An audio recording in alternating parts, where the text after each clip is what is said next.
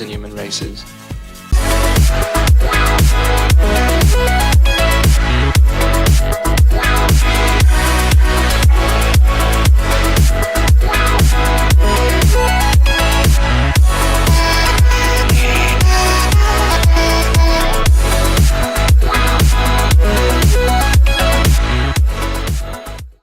Bienvenue dans Musicos grand format.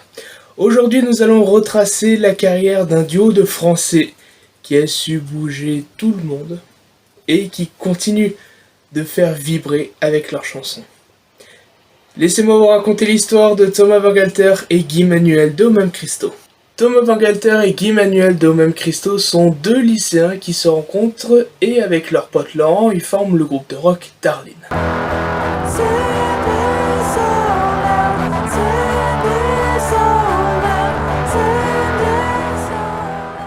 Vous venez d'entendre les extraits de leurs deux seuls morceaux, et c'est assez particulier, voire original.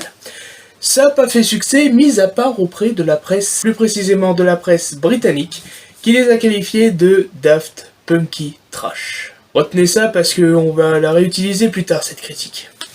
Et l'ancien manager des Darlene proposait quelques trucs pour améliorer le groupe. Mais généralement, Thomas Bangalter et Guy Manuel disent ouais, c'est bien, mais on verra ça plus tard. Et ce qui au final, on verra ça plus tard, se résumera à on stoppe les frais. Car durant les années 90, à l'occasion d'une soirée qui est organisée sur le toit du centre Pompidou à Paris, Thomas et Guy Man découvrent une musique assez électro, avec une grosse voix, avec le fameux Can You Feel the Bass. Et là, nos duos français, ils se sont dit, c'est ça qui fait succès à l'heure actuelle. Et si on refaisait la même chose? Et c'est ainsi que dans la chambre de Thomas Bangalter, ils installent un petit studio avec quelques machines de mixage, dont voici la liste juste à côté. Et avec ceci, ils font l'album, l'un des albums les plus mythiques de leur carrière, Homework.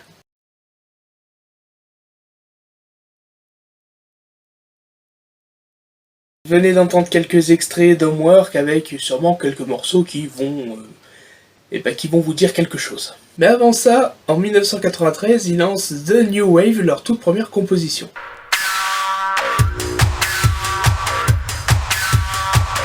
Le succès n'est pas au rendez-vous, mais il commence à titiller la presse. Après Homework, les Daft Punk, leur nom officiel, c'est suite à la critique du journal britannique dont on a vu en début de vidéo, va essayer de cacher son image. Ils vont un peu faire comme PNL, c'est-à-dire laisser parler leur musique plutôt que voir les flashs et les projecteurs des différents paparazzis.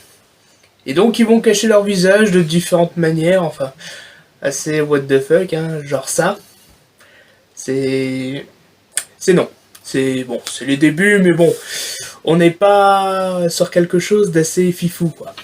Et un beau jour, durant les années 2000, au début des années 2000, vinrent les tout premiers casques de robots.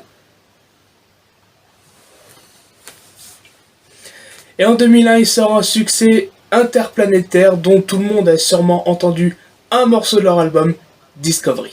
Suite au succès de l'album, ils vont décider de faire appel à un créateur de manga, un dessinateur, qui est notamment le créateur d'Albator. Je parle bien évidemment de Leiji Matsumoto, qui fera les clips, considérés comme clips quand ils sont diffusés à la télé, mais en réalité c'est un long métrage où tout l'album Discovery, dans l'ordre, dans l'intégralité, va constituer une histoire, ce qui donna Interstellar 5555. Oui, vous avez déjà vu ces créatures bleues là qui sont enlevées de leur planète. Et en réalité c'est pas un clip, c'est un long métrage. Ensuite vint leur tourner le tout premier Alive qui est quand même un succès monstre.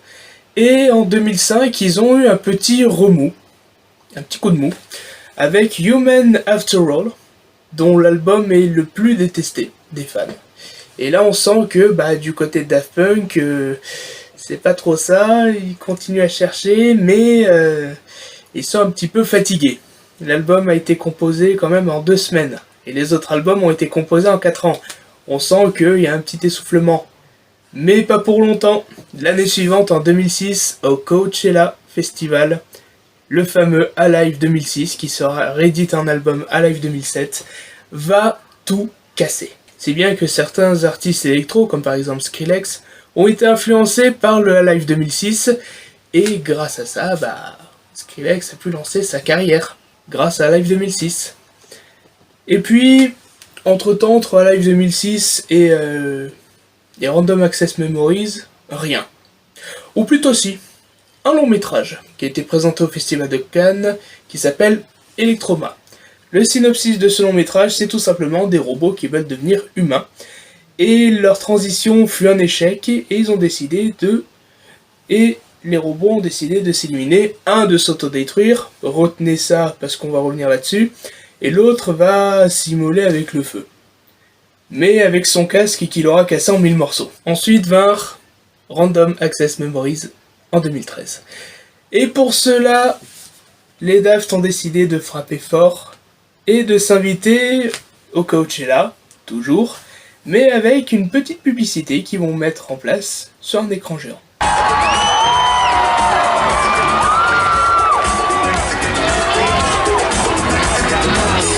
Et quand l'album a été dévoilé, il y avait des morceaux qui sont devenus cultes et qui continuent de devenir cultes, comme par exemple Get Lucky, Give Life Back to Music, Lose Yourself to Dance, et j'en passe.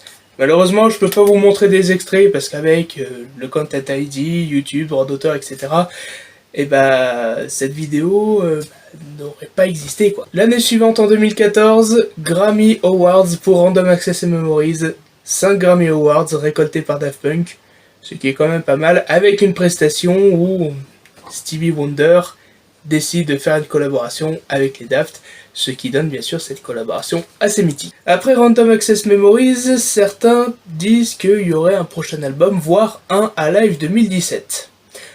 Et ce qui va se passer, c'est qu'en 2016, ils vont bosser avec The Weeknd pour faire Starboy.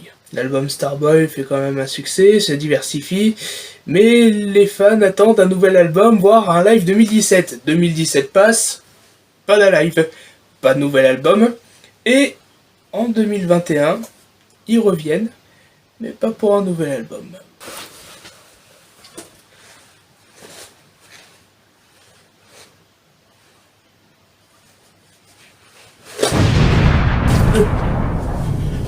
Qui c'est le con qui a fait péter le robot? C'est lui qui s'est fait exploser. Ok, donc c'est lui qui s'est fait exploser. Oui, il s'est fait péter. Gertrude, est-ce que t'as un fond vert? Oui, j'ai un fond vert.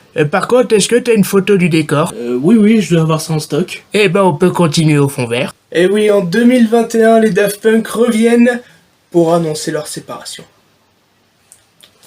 Voilà.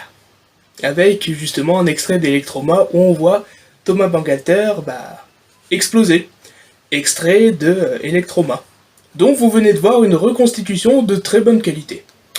Avouez, elle était de très bonne qualité. Et en 2022, étonnamment, février 2022, les Daft Punk reviennent. Sur les réseaux sociaux, sur Twitch, ils ont rediffusé une prestation qu'ils avaient fait pour l'album Homework. L'album Homework 25e anniversaire est disponible sur Spotify et toutes les autres plateformes d'écoute. Et on suppose que les Daft Punk reviendraient sous forme humaine, comme ils ont fait en l'an 2000, que la forme humaine laisse pour la forme robot, et qu'en 2021, la forme robot des Daft Punk laisse à la forme humaine février 2022.